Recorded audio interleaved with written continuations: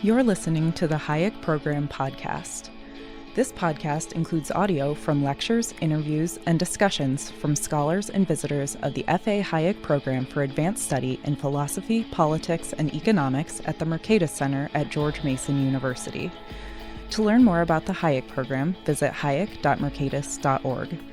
To learn about graduate student fellowship opportunities with the Mercatus Center at George Mason University for students at Mason as well as at universities across the globe, please visit students.mercatus.org.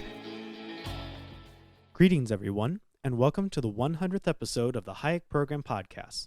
From all of us at the Hayek Program, we extend our thanks to you for joining us on this intellectual journey throughout the years, and we look forward to many exciting conversations coming on future episodes of the podcast. In this episode, the conversation will focus on Dr. Peter Boettke's latest book, The Struggle for a Better World.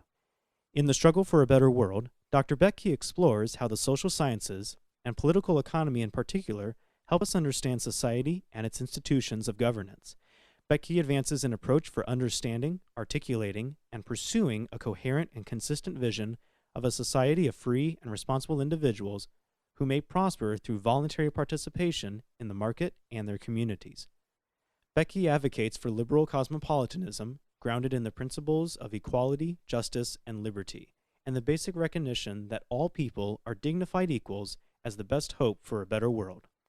Dr. Peter Boettke is Vice President for Advanced Study and Director of the F.A. Hayek Program for Advanced Study in Philosophy, Politics, and Economics, as well as the BB&T Professor for the Study of Capitalism at the Mercatus Center at George Mason University, and a University Professor of Economics and Philosophy at George Mason University.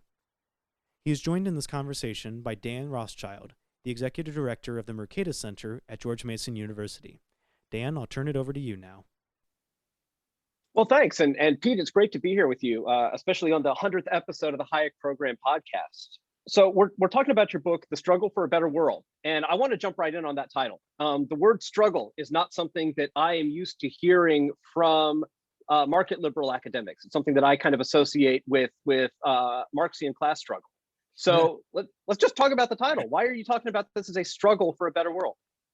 Well, first, thanks a lot for having me on, and also for creating such a great environment for us to all work and teach in here at Mercatus and George Mason.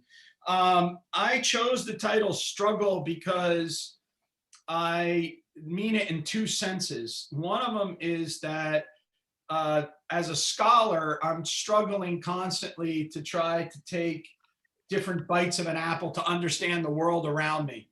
The essays that make up the book are reflections from that I had the opportunity to do that were addresses given to various different professional societies over the last 2 decades.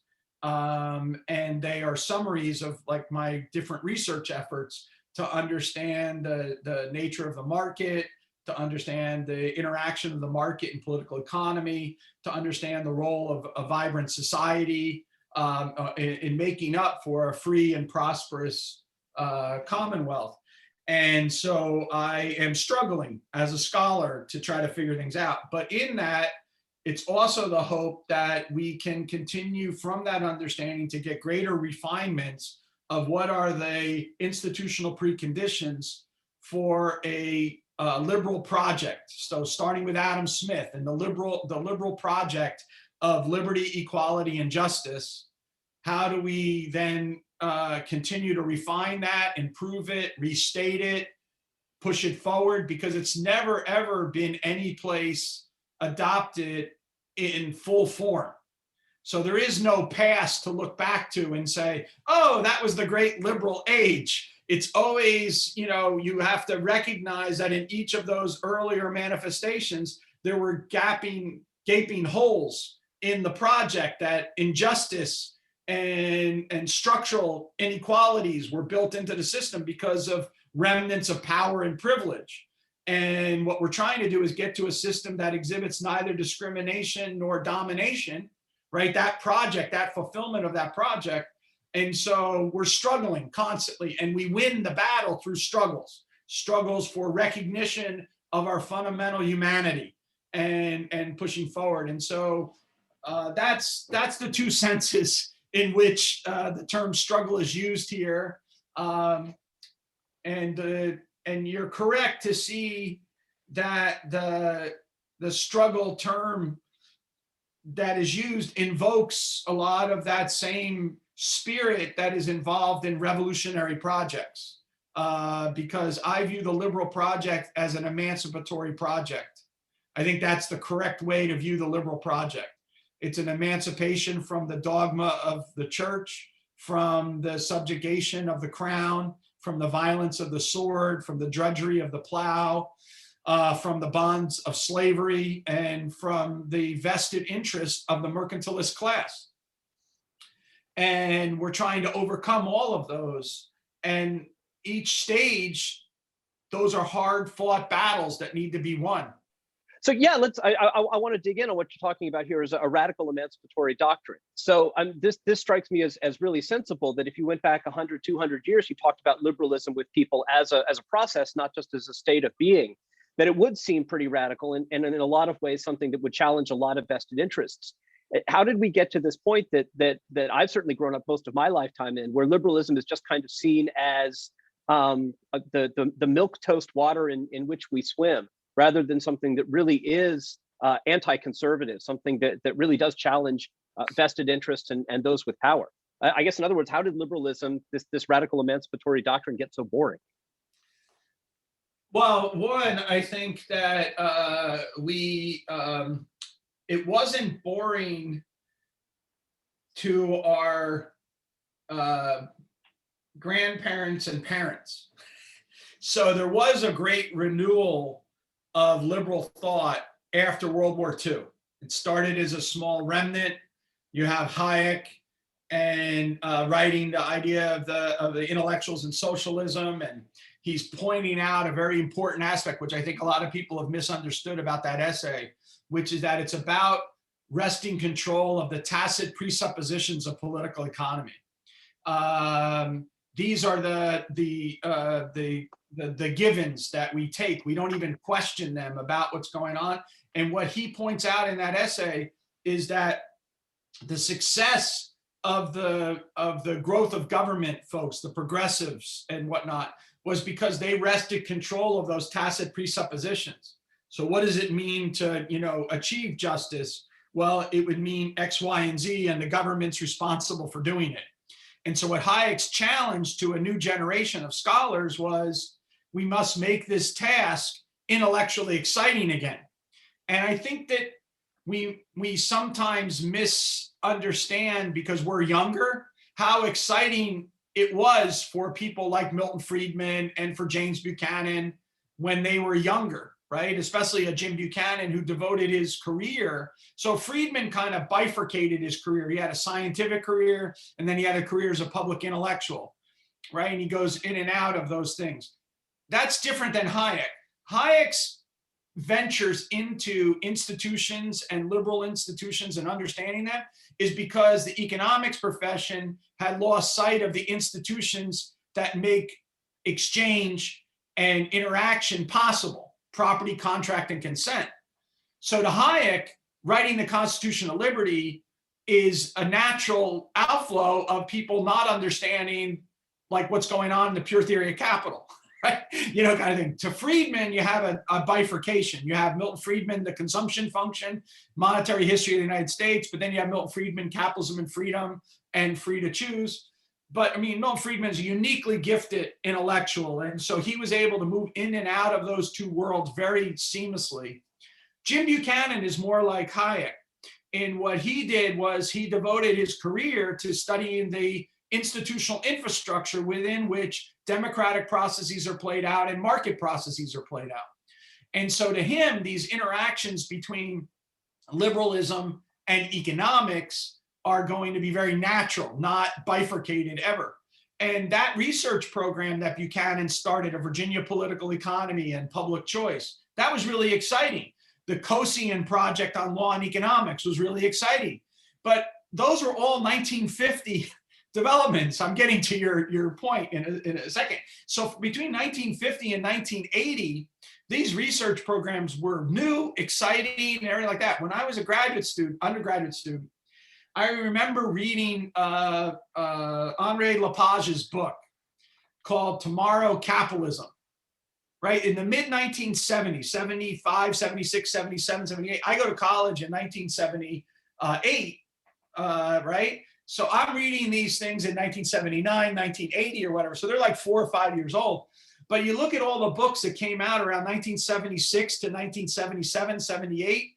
It was so exciting. I mean, it was like revolutionary to take the economic way of thinking and apply it to everything. And to address these issues, you have the Vietnam War is just ending. The sort of racial tensions of the 60s are sort of, people think that there's been victories on that front and somewhat.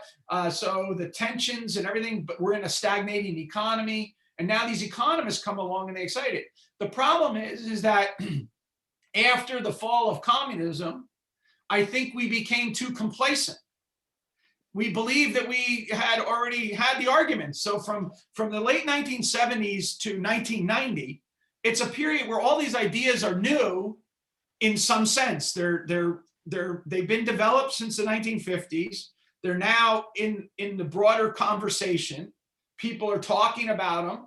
The biggest social experiment of the 20th century is fraying apart. And in 1989, the people just say, hey, look, we won, right? And so they stopped working on it. And they thought it was all about trying to implement policy. So now your generation, right, comes along. And what you have is from 1990 to 2020 is you don't have as many people investing in the fundamental ideas like you were between 1950 and 1975. And so, of course, it seems like, yeah, been there, done that. It's not, even Friedman says we've won the battle of ideas, but we've lost the battle of implementation.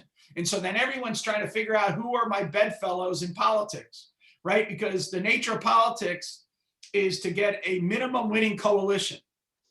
All right. That's how you win a game, right? That's how you win the political game. I need a minimum winning coalition. And then you wake up one day and you realize the people in your coalition are like abhorrent to you, right? They believe things that you would never want to believe, right? And so therefore your ideas, these radical ideas, get associated with the bedfellows rather than their core ideas. And so now you need to, the youth thinks it's all hollow, and it doesn't, they've grown up in a period of a permanent war economy. They've been saddled in debt under a promise that, they have militarization of the police, and their economic future seems, somewhat daunting. And then you get a big hairy thing like COVID-19 hits them, right? And the whole thing goes in suspended animation, right? And so why would they have optimism about the future?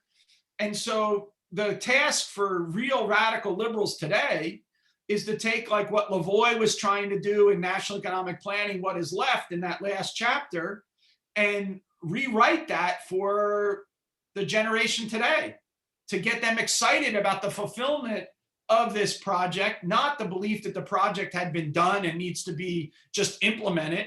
It's not a marketing problem. It's a thinking problem. And to me, that's the key thing, because in the early 2000s, almost all of our think tanks and other groups thought it was a marketing problem. If I could just have slicker videos, if I could just, they all listen to Jonathan Haidt. If I can, if I can tell a better story, then all of a sudden, but the reality is it's a thinking problem. We are not thinking seriously enough about these fundamental problems that are layovers from discrimination and domination, of power and privilege, of vested interest. But then we're surprised when we look up and the consequences of vested interest are all around us, which is that we have monopoly powers that protected by the state, right? And it's creating all kinds of gumming up of the labor markets, And so anyway, I'm going on too far, but that's my view, is that we became complacent. And what we need to do is shock people into non-complacency. I want to come back to a lot of that because you've touched on what are some of the most important issues facing, I think, economics as a discipline and the liberal project more broadly. This volume is a collection of speeches and presentations that you've given to professional associations. So I want to talk about the profession of economics, what it means to be an economist. It seems to me that in some ways, a big part of your project is about lowering the status of economics as it is practiced by predominantly within that field today, and rethinking what is a proper role for economists in society, which is one that's much more along the lines of the Buchananite tradition rather than the tradition of economists as a priestly caste. So kind of how did things go wrong in the economics profession from your perspective? And how did we put economists into the exalted position that they occupy, especially in public policy debates? So one, the rents are really good. So if you look around, I mean, if economists had the status that I would like to have economists have, we would not have as many pennies as we have. So don't listen to me too much. I like the status. But in all seriousness, the Great Depression happened.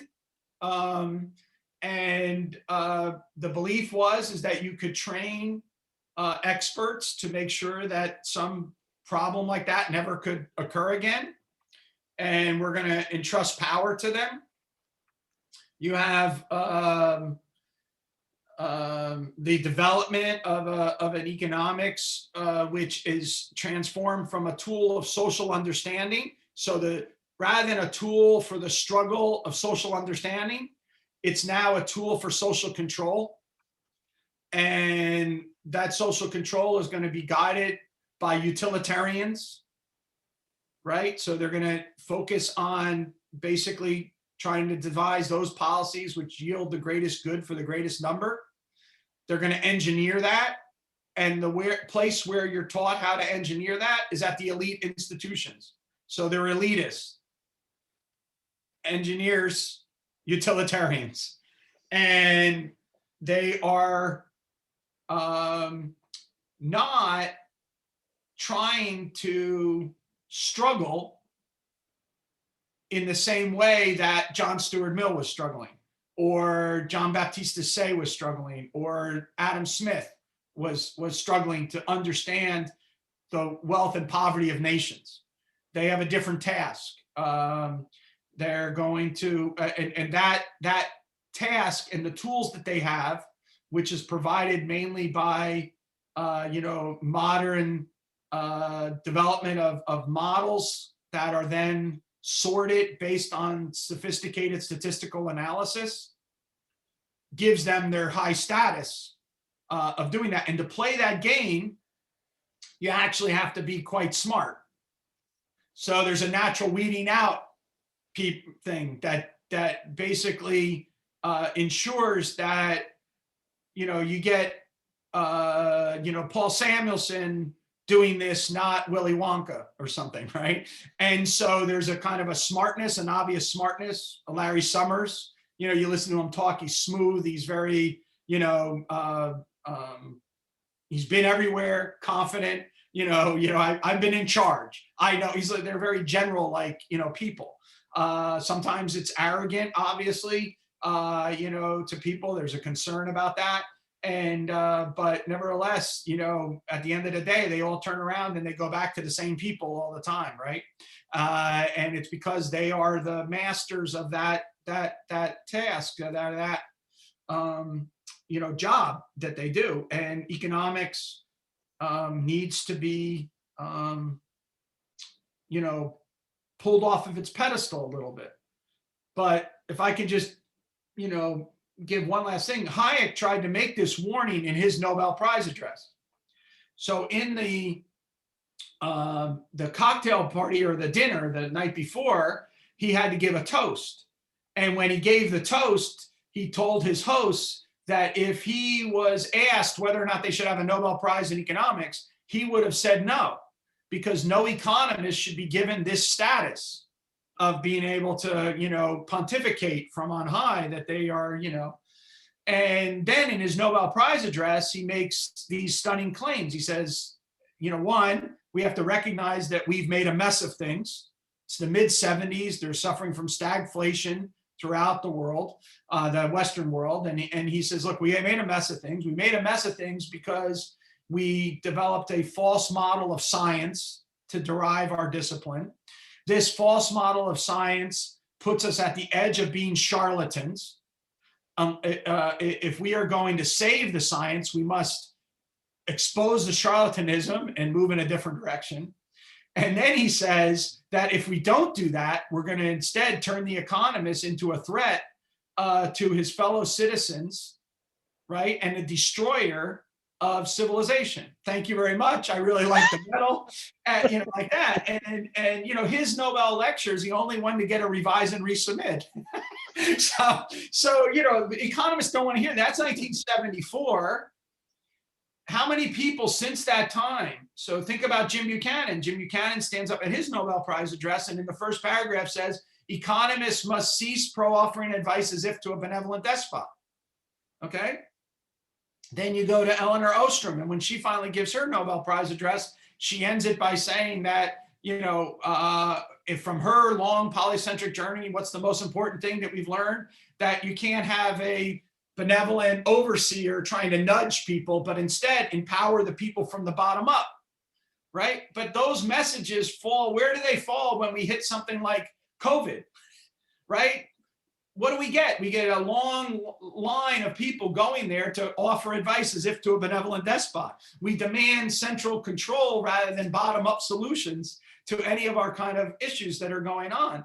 And what are we seeing as a consequence of that? Well, all the things that public choice and Austrian and Bloomington school people predicted you would see, right? So you have imperfect individuals operating in imperfect institutions, responding to the incentives that they face. And what do? You get the scandals that are associated now with Cuomo, right? You get the frustrations that people have in different states with the vaccine rollout, all these kind of things like that. We live in an imperfect world. So I'm not saying that, again, that there's an economic solution that you can wave your arm like a Jedi mind trick and say, oh, vaccines will now be all distributed across everyone, like that tomorrow. They won't.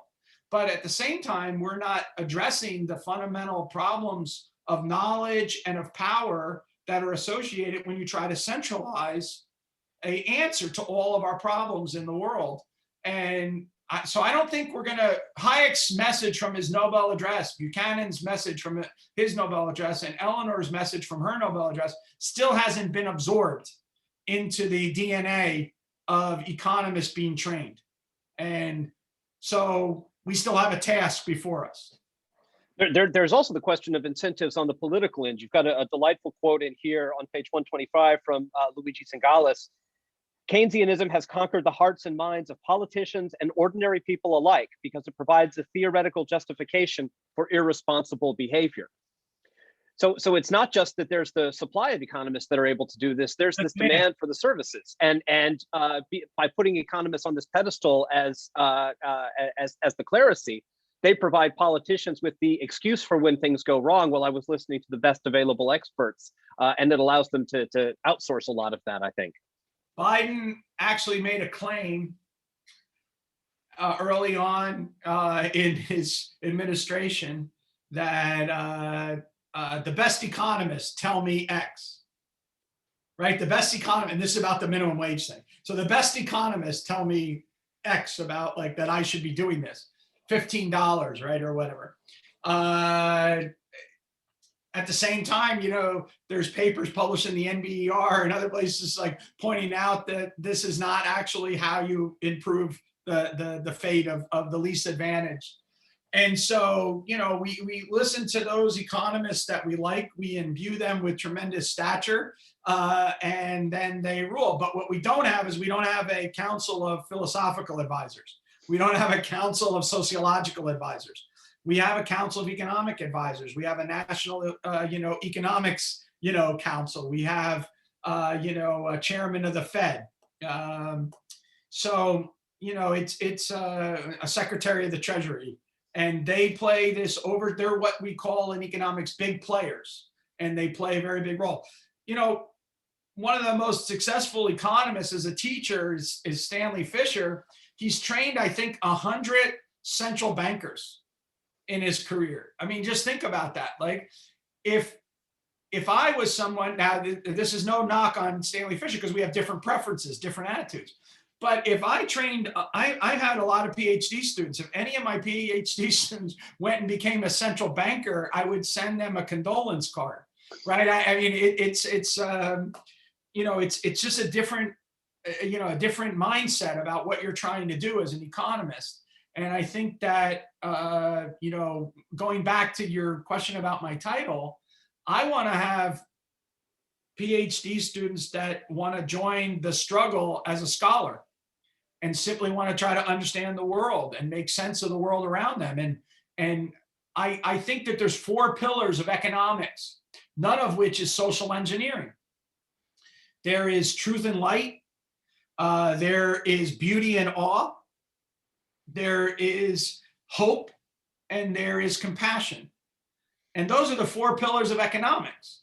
And in none of those am I trying to orchestrate a particular outcome or an in-rule game. I mean, in the hope, we're looking at public and private entrepreneurship, and that includes changing the structural rules of the game. So I get that that is like a policy change, but it's more like politics rather than policy, if we can allow that subtle distinction. And so it's more like institutional innovations rather than direct, like, tax or subsidy kind of ideas. It's about how we would go about collecting taxes or what purpose taxes serve rather than the idea of a particular tax, on an idea. And so I think that that mindset is slightly different, but very, very not very popular. So we have to fight for it. And I think it's the core of economics. So going back, so like the kind of economics I practice, I would argue is closer to what Adam Smith argued we should be doing, or David Hume, or John Baptiste Say, or John Stuart Mill, or maybe even Alfred Marshall, right? But it's certainly not the kind of economics that Keynes or Tobin or Samuelson or Solow or Stiglitz practiced later on. And so I think that that's it. So there's a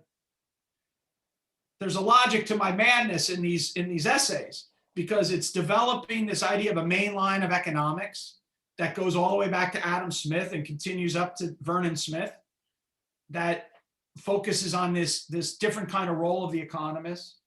And there's various different applications of it, which I try to give in the different talks that you see there.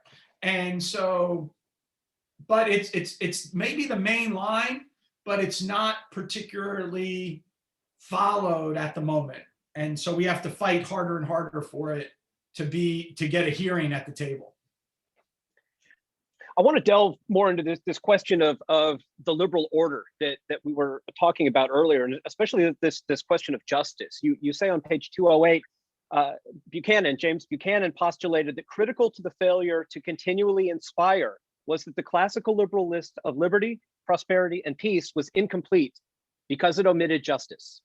So as you were saying earlier, this isn't just a marketing issue. This is a real substantive issue as to why liberalism has lost a lot of the imaginative potential that it had in a previous generation. Yeah. Why is it that this question of justice, which 150, 200 years ago was a big part of the liberal intellectual tradition, why has this fallen by the wayside? And what do we need to do to revive thinking about the role of justice in liberalism and the way that liberalism produces just institutions and just outcomes?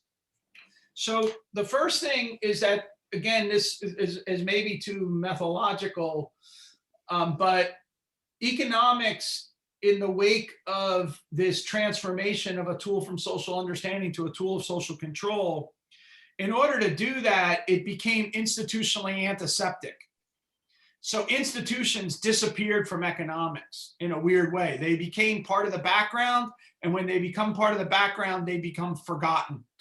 If that in the evolution of things. So David Hume could start by saying that civilization cannot get off the ground without respect to property, contract, and consent. But yet, in the post-1950 era, when Armin Alchian starts to emphasize property rights again, people are like, oh, wow, there's property rights economics. We never even thought about that, Or, Bastiat had the candlestick makers, petitioning the government because of the unfair competition from the sun. And then Gordon Tullock in 1960 comes along and says, there's this thing called rent seeking where, businesses lobby the government to get special protections. And we're like, oh my God, how innovative is that? But, Bastiat already told us in The Greatest Satire that happens, right? And so there's a issue of rediscovering the institutions. And when you rediscover those institutions, you rediscover things like what are the characteristics of institutions which actually allow them to be operating. So go back to Hume again. Part of the issue there is the stability of possession, all right? Transference by consent, and the keeping of promises, right? So think about those things. Those things are all tied up into our rules of just conduct in the way that Pete and Dan interact with each other, all right? And this kind of stuff. And so that was all lost in this long march towards scientism. And so now we're trying to rediscover it, and we have to recognize that institutions that are not general can in fact embody privileges which empower some at the expense of others.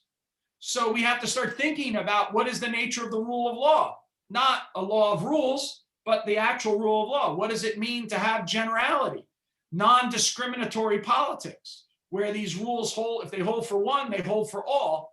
And so we treat one another as our dignified equals.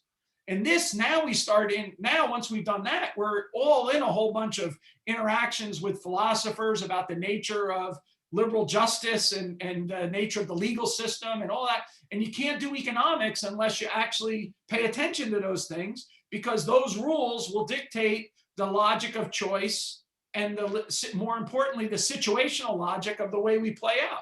So economics is this tremendous tool of reasoning. We have the logic of choice, which is the marginal benefit, marginal cost calculus of the individual. And then we throw those individuals that are engaged in that marginal benefit, marginal cost calculation into various institutional situations, which change the structure of those curves. They either, lower the marginal benefits or raise the marginal costs, and therefore our behavior changes. So we need the pure logic of choice and the situational logic inside institutions. And once we identify that, we can then start to examine the processes by which we interact with one another. And once we start there, we're into the world of the rules of just conduct. All of that from economics, when economics moved from political economy to economics, it got lost. And so now the move in the late 20th century, beginning 21st century, is to get economics and its related discipline, political economy and moral philosophy, back center stage, because that's the way we're going to do better economics, and from my opinion. So that means that we have to not engage in Jedi mind tricks, right? Which is the conceptual way in which economists examine things. So I look at externalities in the world, and one of them is there are no externalities, right? And so then, property rights have solved it all, right? Kind of idea. And instead, what we have to recognize is that there's serious problems in the world. There's problems of structural inequality. There's problems of discrimination within the criminal justice system, which has long and drawn out consequences for individuals. So just a little factoid. This was an essay, an article published, in Criminal Justice Ethics about a decade ago, and 54% of African-American males under the age of 25 have been arrested for non-violent, non-traffic related. So this is mainly underage drinking and drugs, okay? 54%. 49% of white males of that same age group have been arrested at some point. But here's the problem. The 49% of white males get community service. They get, second chances, third chances, things like that. The African-American males don't. And so then they end up by having to check on a box the rest of their life. I was arrested.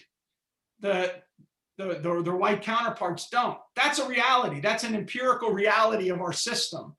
And Lynn Ostrom talked about this a lot in her Riding with Cars with Boys kind of discussion when she was studying community policing, because under community policing, you would know the person. So you would see a 17-year-old Dan Rothschild drinking a beer with his friends, and the cop would pull over and say, Dan, chucklehead, get in the car, bring Dan home, bring him up to the parents, hold him by the ear and say, look, you got to watch out for your kid. He's hanging around with a bunch of coconuts. And so Dan would then not, get grounded for 2 weeks or whatever. But when we solidified and centralized police then were responsible for bureaucratic outputs. And one of those bureaucratic outputs is arrests. So now they're policing in areas that they don't live in. They're policing in areas where they don't know the population. And so instead of taking Dan home to his parents, they take Dan to the central booking office. And then, parents have to come in, or whoever is around, come in and say, oh yeah, I got to bail Dan out. But now Dan is in the system. Whereas in the previous system, he's never in the system. He's in the parents' hands. And so Lynn was talking about what does communities really want out of their police services, right? They want public safety. They want thriving communities. Which one delivers those things is a big debate. And we're not having those kind of conversations, right? They're both public safety institutions, but one does it one way, the other one does it another way. And what's the consequences of the different ways? So when we think back about what a liberal the liberal plan is for liberty, equality, and justice. That's how Adam Smith lists it. The liberal plan is for liberty, equality, and justice. What is that plan for us today? Liberty, equality, and justice in the world that we live in today, when we recognize that we're one another's dignified equals. What is the burden of the institutions? What is the burden of the way we interact with each other so that we can realize that liberal plan? To me, and here, this is contested, I think that it points towards a cosmopolitan liberalism. So that's what I argue for in the book, is an embracement of cosmopolitan liberalism, which includes, the recognition of all kinds of rights that individuals have in their own autonomy and interactions with others. So that's going to force us to have a world which is more porous in its borders, more, all that kind of thing. We're citizens of one another in the world. We interact with one another. We have all kinds of intersectionality, as they would say today. That's all part of the beauty of the system, right? Is this tremendous montage of human freedom and dignity. So yeah. And that requires, as you say, democratic ways of relating to one another. It's really striking to me how much I think if you ask most people what is democracy, they would say something about voting. They've taken the kind of form, the formal aspects of this, and we've just denuded our society and our larger public discourse in the way that we talk to children about their rights and responsibilities as citizens in a liberal democracy, and just reduced it to the stuff that's actually least important. So I do want to get back to this question of how do we get people thinking about relating to one another in a democratic way as dignified equals. But I want to get on something that you touched on in just a moment ago, and it's on this question of public administration. One of the distinctions you draw out in your book is the difference between governments, that is something that is done to us, and governing is something that we do with one another, which relies on drawing out this distinction between government and governance, which is, again, something that has just been institutionally collapsed in our public debate into the form of government, rather than thinking broadly about what happens here, about how it actually works. So what is the appropriate kind of classical liberal way to think about public administration? And what do we need to do to begin moving public administration back to the field as it was practiced and considered before it became the technocratic discipline that it is today? So I mean, this is a huge task. the way that I think about it is one, you have to have serious conversation about the scale and scope of government, like what you think those responsibilities of government are. And that requires political theory, and that gets back to our justice issues earlier and moral philosophical issues. So we cannot do public finance without first doing public political philosophy. So economists need to embrace again their broader notion in the moral sciences, because we have to address this issue about what is the scale and scope of government. As a classical liberal, I believe that the appropriate line there is that government should do those things and only those things that private citizens and communities cannot do for themselves or cannot do well for themselves, and government can do well for them in achieving that. Each of those is an empirical, it requires empirical examination, that individuals and communities can't do it, that if they try to do it, they can't do it well, and that government itself can do it. So those are scientific research questions people should be exploring in history, in contemporary history, the examination of those three angles. But let's assume that we have some, answers about that. Then the question is, how am I going to pay for it? And how is it going to be produced? And that raises all kinds of other questions about the machinery of government, right? And at what level is it going to be produced, right? So we have to follow what I would call a benefit principle in taxation, which is we have to tie the revenue decision and the expenditure decision together. Otherwise, we get what Buchanan calls the fiscal commons. So the easiest way to explain the fiscal commons is, imagine that the three of us who are on this call decide to go out for dinner after this, and we agree we're going to split the bill equally. Okay. Now, on the margin, we get an extra cocktail, or we get an extra, what do we pay the full price if we choose to get an extra, thing of scotch or another cannoli at the end of dinner? No, we split it three ways. So I'm going to consume more of that than I otherwise would have, but so is Matt, so are you. And so then our bill is bigger than we ever could, have imagined if we just split it equally. So what we want to do is we want to tie the revenue decision and the expenditure decision very close to one another. All right. We try to mimic the tax system to make sure that individuals are getting the benefits from the public good that they're paying in the taxes. So that's the benefit principle. We want to match that. And then we want to match the size of the decision unit to the externality it's addressing. So I don't need the federal government to collect my garbage, but maybe my municipality decides that it's not going to have a private entity, but it's going to collect garbage. Well, then my local taxes would go to that. But my local government can't maybe provide, defense against a nuclear attack. So then maybe I need the federal government to do that. So I have a principle of subsidiarity. So I have the benefit principle, I have the subsidiarity principle. All these things have to then be the conversation in public finance. And then even that, even all of that, we have to understand that the way we coordinate activity in the developing of allocating scarce resources among competing ends, which is what's going to be involved even in public administration, is that we have to have a mechanism that moves us from desirable to feasible to viable, okay? And that in the commercial transaction is provided by the tool of monetary economic calculation, all right? And that monetary economic calculation is made possible by property, prices, and profit and loss.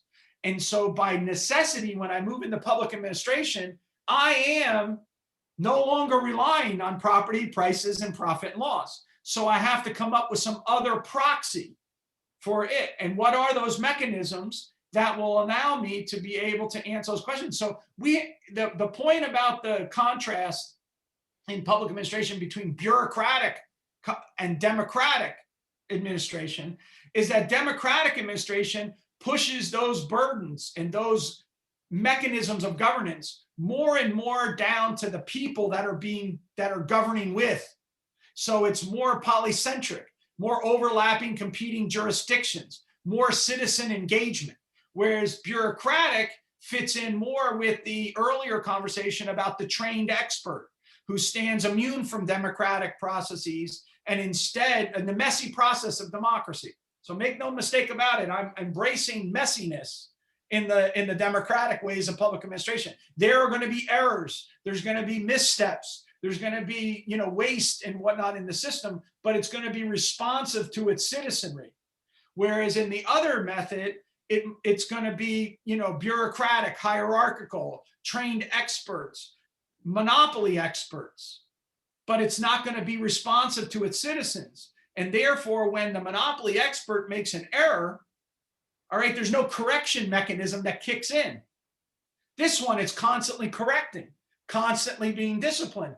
But, that's the contrast in the way to think about, but I understand that it puts a tremendous burden on the citizenry to be self-governors. And part of the problem goes back to what you were talking before about our complacency. In our complacency, we have not continued to refine our skills as self-governors. So this is why we need to work on getting young people to understand the burdens that are required upon them to be self-governors, and that this is a wonderful journey, not just a burden. It's how they self-actualize themselves rather than infantile themselves, right? And you need to drive aspirations and the idea that they can become something that they currently aren't by their own grit and all of these things. So this is the hope. This is the hope. So. And that's a great point, that we have to think about these issues of governance as something that is generative, not just something that is costly to our time. And especially when you've got a professional managerial class that is used to outsourcing so much of our lives, from the people who clean our house and maintain our lawns to the people who educate our children. It just kind of becomes natural that we would outsource the running of our democratic systems to the so-called experts, especially when we've got so many people who have claimed and have had claimed for them for more than a generation, this level of expertise. And let me be clear about something on this, because sometimes people get confused about what I just said. But when I go to a baseball game, okay, I want to see Matt Scherzer pitch. I don't want to see Dan Rothschild go out from the stadium and say, "Hey, it's my turn to pitch." And, I got a great 35-mile-an-hour fastball, Pete. and democratic society says I should be able to pitch. I understand the role of expertise and authority, but it's always in a democratic society earned, not granted, right? On tap, not on top. Yes, exactly. Yeah. So there, and I think that's important to always keep in mind, because we value people of extreme talent and skill, and we trust them, and in communities, as you know, we'll have people who will rise to the top and be the one who's look at the work that we did in New Orleans, right? There were focal individuals, right, who became focal points. They were leaders. There were pivotal people at pivotal times that the community rallied around, but the community gave them the authority. Not, they didn't come in and say, government says that I am now, telling you what to do. So it's not mandates and restrictions. It's like recommendations and adjustments of behavior, right? And then people can govern themselves, guided by the information that they have about how to best pursue their lives in the best way that they can. And I think that's the kind of society I'd want to see us tilt more towards than one which requires us to submit. Yeah. Yeah. So, and that's actually a great segue into the last part of the conversation that I wanted to have, which is the question on renewing liberalism. So you talk some in the last chapter about how do we think about these questions of expertise. And it strikes me that in just the last few years, we've gone from this technocratic mindset where experts can basically, in a top-down fashion, centrally plan large swaths of society, to this populist challenge that basically says the experts know absolutely nothing. And in its more articulate forms, it's that the wisdom of the people is superior to the wisdom of the experts or the wisdom of tradition. And in its less refined version, it's just kind of a project to tear things down, to own the experts, as they would say on Twitter. So you point out on page 233, we find ourselves in a strange position where the populists are critiquing expert rule, but believe what the experts told them were the problems that plagued society and resulted in their disillusionment with the promise of progress. So that really stuck with me as we're thinking about this challenge of the bedfellows that we've kind of woken up to, where liberals have seen that all of a sudden we're associated, at least in the popular mind, with populists. So what do we need to do to, I mean, you've already taken a leadership role in this with your leadership in the Mont Pelerin Society and elsewhere. What do we need to do to untether the liberal project from the way that it is conceived in the popular mind as being some kind of conservative project or some kind of even worse populist project? And what role is there going to be for liberals surrounded by people with far too much faith and expertise in central planning on one side, and on the other side, a belief that basically no one can do anything right? So, I mean, it's a big question, and I'm just going to take a stab at it. It's part of the thing that I'm struggling thinking about, and this is me struggling as a scholar as opposed to, struggling for active for a better world. But hopefully, as a scholar, understanding more will then be an input. But the first thing I'd say is that we have to recognize that politics is downstream from culture. So rather than worrying about the minimum winning coalitions in the world that we live in today, we have to actually address the cultural institutions and the tacit presuppositions that exist in the current cultural institutions of higher education, media, the church, all these various different areas in the knowledge products, basically. So we have to recognize politics is downstream from culture. So now if I'm going to engage in the culture, one of the things I need to do is I need to really, really listen to people and what their concerns are, and recognize that you begin a conversation where someone is, not where you would hope that they would be.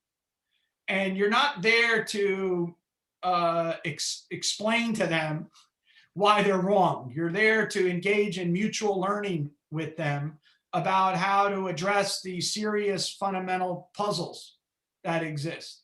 So one, we get rid of the minimum winning coalitions. And if we're standing next to people we find abhorrent because of our current arrangements, we walk away from that and we make it known that those are not part of our agenda, right?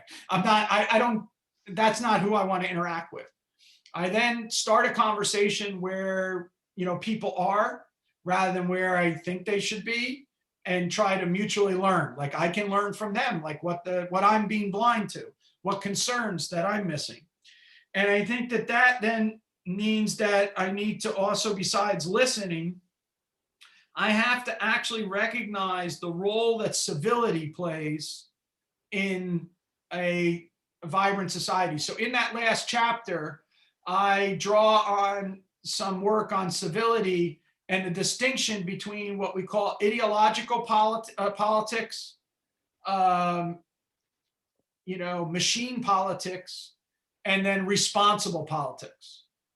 And what does it take to get us to avoid ideological politics and machine politics and move us to responsible politics? And that requires, I think, polycentricism, but at the highest levels of governance, we need to have extreme civility and moderation. And you have more rancor at the lower levels. So when the divisions, like if you study the Pew, opinions on political divisiveness right now, the divisiveness in this society is in the center at the moment, and rather than at the localities. But it has to be reversed, and we have to work in a way to sort of, get people to understand that aspect of the importance of civility in being able to promote the kind of public conversations that we need to address these issues of liberty, equality, and justice. in my view. And so a populist figure that is populist because they mobilize anger rather than mobilizing hope is going to be particularly problematic for our society being able to go forward. So if you find that you end up by being motivated more by anger than you are by love, this sounds trite, but if anger is the reason which is motivating you to do these things, you might have a more difficult time trying to have a liberal order, because the anger. I mean, again, I don't want to. I use Jedi mind trick. I don't want to, go total Yoda. Fear leads to hate, hate leads to the dark side, kind of thing like that. But there is a kind of a truism to the idea that what we need to do as liberals is we need to show the promise of a society of free and responsible individuals who live and construct caring communities, and can prosper in a market and commercial transactions. So peace and prosperity are not just hollow promises, but something that people can buy into, especially those who are currently the most out of favor in the world, the least advantaged, those who are dispossessed, that the greatest freedoms can come from opening up commercial opportunities for themselves to lift their families and themselves out of their dire circumstances. And in order to do that, you got to go back to that liberal project, the emancipatory project. You have to get away from dogma. You got to get away from subjugation. You got to get away from drudgery. You got to get away from bonds of slavery. You got to get away from the vested interest. And in our current society, we live in a massive rent-seeking society. We live in a modern mercantilistic society. Adam Smith's book was written against the mercantilist society of his time. Imagine how strong the argument would have to be against the mercantilist society of our time. And this is what we need to do. And the last thing I'd say, I start the book with a quote from Hayek about the tacit presuppositions of political economy. And as I was doing these essays over the years, this idea of the tacit presuppositions, which is something I first heard from Buchanan when I was a graduate student, talking about East and Central Europe, and now I become more and more persuaded by it, and I think it's the key concept, which is this goes to the idea of the culture, that politics is downstream from culture. We have to change the conversation in our society, and we have to change the way that individuals perceive the hope for change in our society. And in order to do that, we have to converse with them with respect and recognize their fundamental dignity. And when we assume the role of the expert that can talk not with them but to them, we're in trouble. And so I think we need to train our teachers to be different. We need to train our scholars to be different.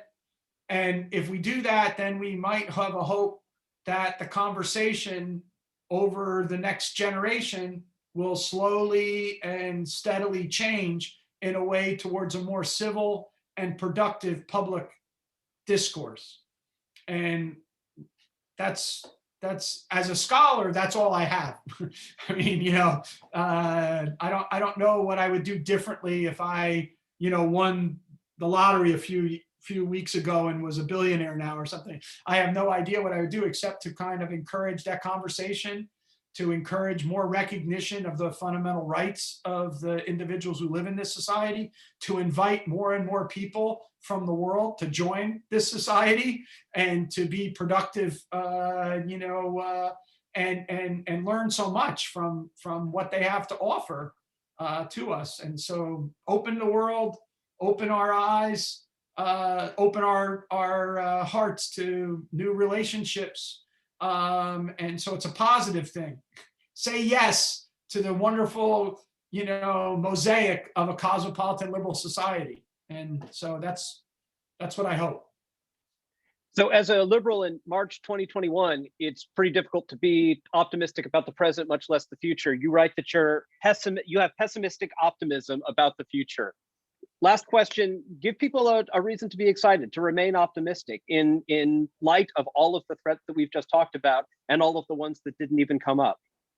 Okay, so in spite of various different difficulties, from 1980 to 2015, the number of people that were living in extreme poverty throughout the globe fell drastically. So that for the first time in human history in 2015, less than 10% of the world's population was living on less than $2 a day. This is a modern miracle that should be celebrated.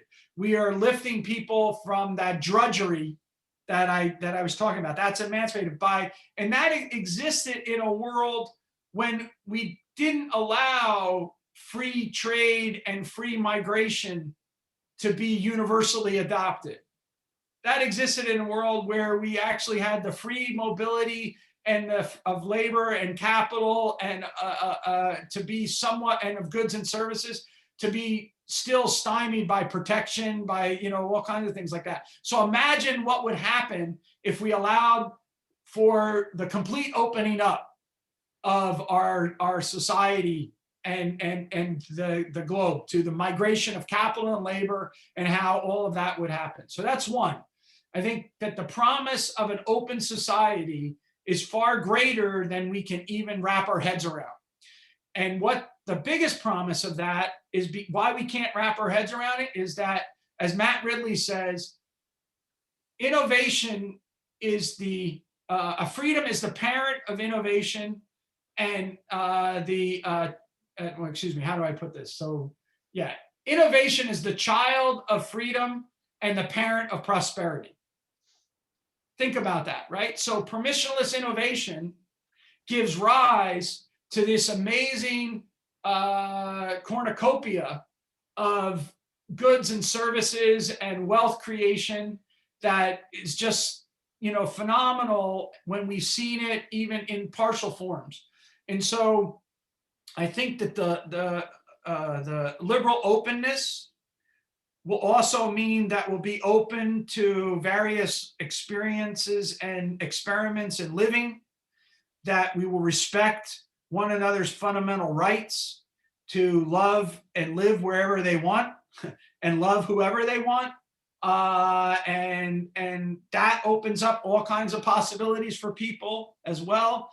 And so to me, the pessimism is our desire to want to have a parent. The optimism is in us embracing our aspirations to be free individuals. Okay? And this battle between our desire to not have to make decisions and our desire to be somebody that we currently aren't, but someone better that we envision for ourselves. That is what's going on. And I think that the more evidence we can show about the benefits of openness to everyone and more generalized sharing of prosperity for openness to people, then the greater the chances are that we will become more open. And so this is like, Kant's, I end with a play off of Kant's, essay on for a perpetual peace. And the idea here is not utopian in the sense that I dream that people are all of a sudden going to become better than who they are, but it is to try to articulate a vision of a institutional framework which embraces this openness to the possibilities of human interaction that will generate great peace, prosperity, and human betterment. So that's the hope. And that's where we're going to have to leave it. Pete, thanks. This has been a really fun conversation. The book is The Struggle for a Better World. It's out soon from the Mercatus Center. Thanks to everyone for listening. And thanks again for giving us a reason to be optimistic about the future, Pete. Well, thank you for everything that you do. And thank you for having this conversation with me.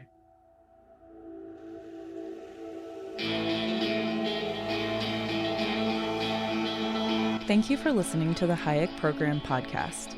To learn more about the research, scholars, and work of the Hayek Program, visit hayek.mercatus.org.